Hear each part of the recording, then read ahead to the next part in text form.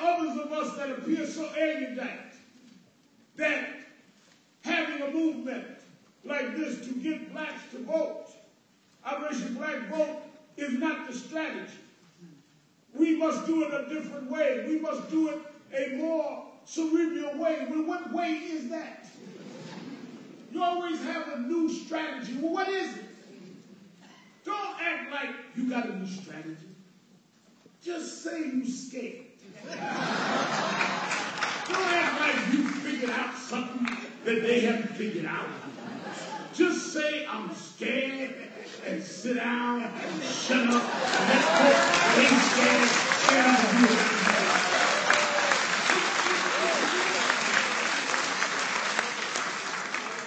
It's amazing to me how Martin Luther King, who you commemorate as we did around the world, this week, Martin Luther King changed the most powerful nation of his time and never knew what a fax machine was.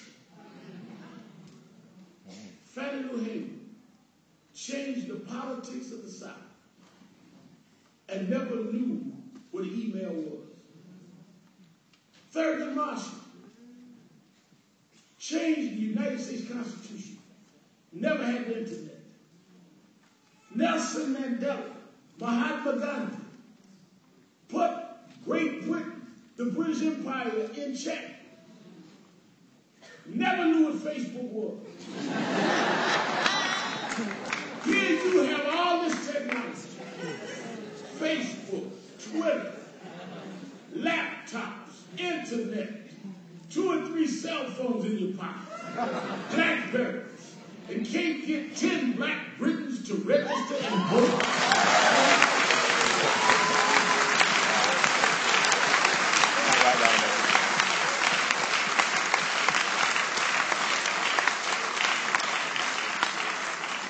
Look at what you have to work with compared to what they did not have.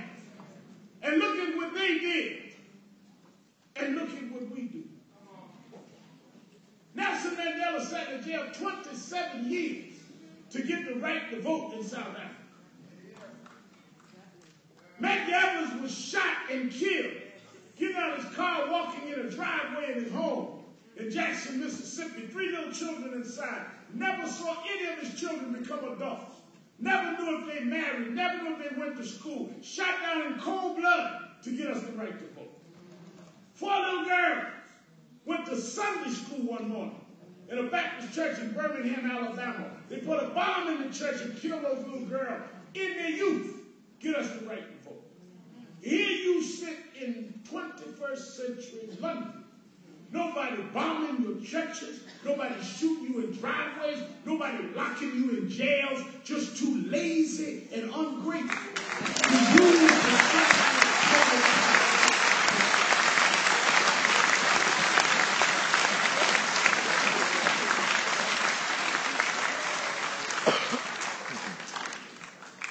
when they are arguing down there in the House of Parliament, the decisions are not for those that vote.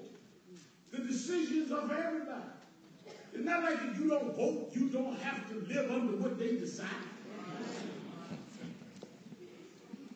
Well, I ain't got nothing to do with it. Yes, you do. Because whatever decisions they make, you will have to abide by.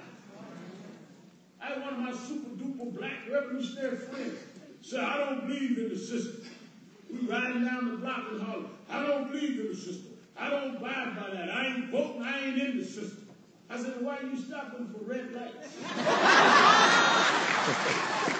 Why don't we just do what we want to just go on?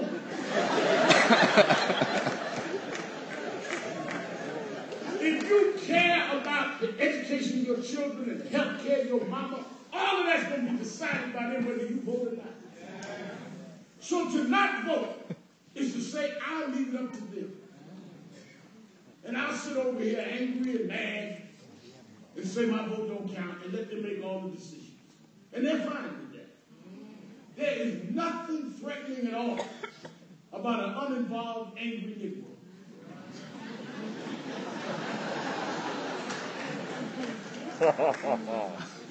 They're not threatened by that at all. You mad, just don't get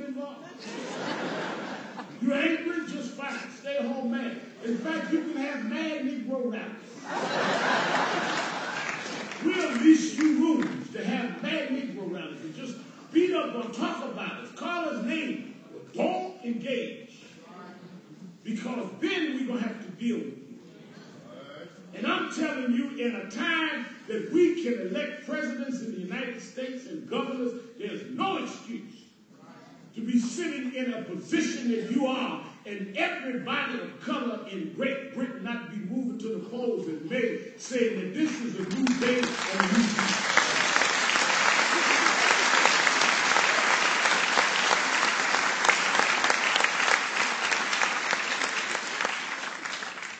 We must also take over the definitions of who we are. And we must change the power of definition. Because the power of definition will decide who's good and bad. Some people got upset at my eulogy for Michael Jackson. But I could not accept the premise that Michael was just some oddball.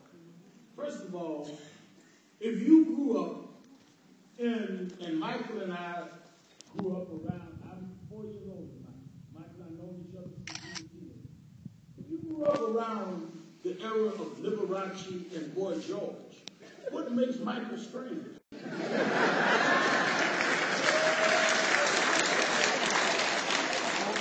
I mean, who defines that? So one day, he's broke and wacko. He dies, and now all of a sudden, they're in court fighting over a broke man's billions. And he's Jacko. We can't be that stupid. If he was broke, then what are they fighting over? What are all these lawyers about? Because when Michael decided that he wanted to own some of the business and bought the catalogs that owned the Beatles and others' music, it wasn't funny no more.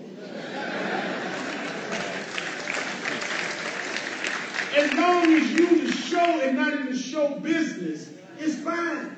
Because you are allowed to entertain people. But you're not allowed to engage and empower yourself.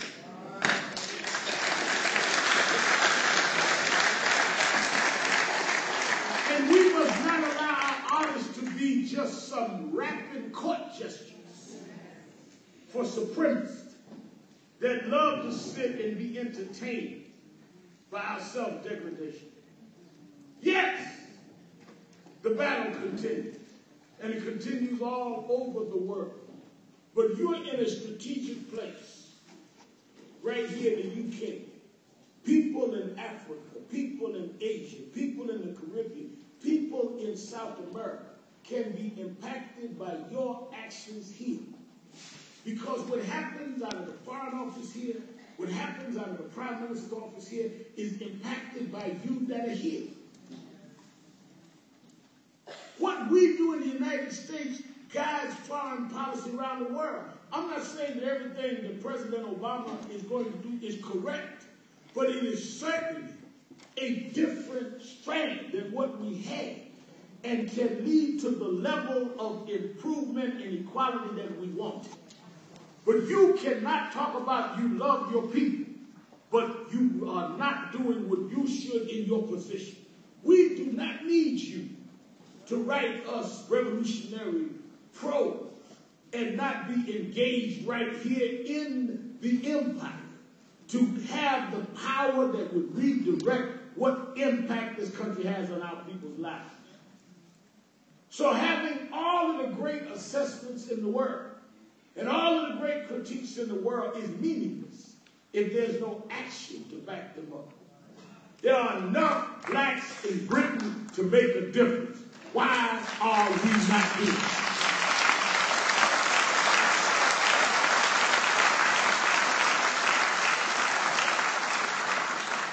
Let me say this. It becomes a personal choice. Life is about your own finding and discovering your own life purpose. At the end of the day, you should not do any of this because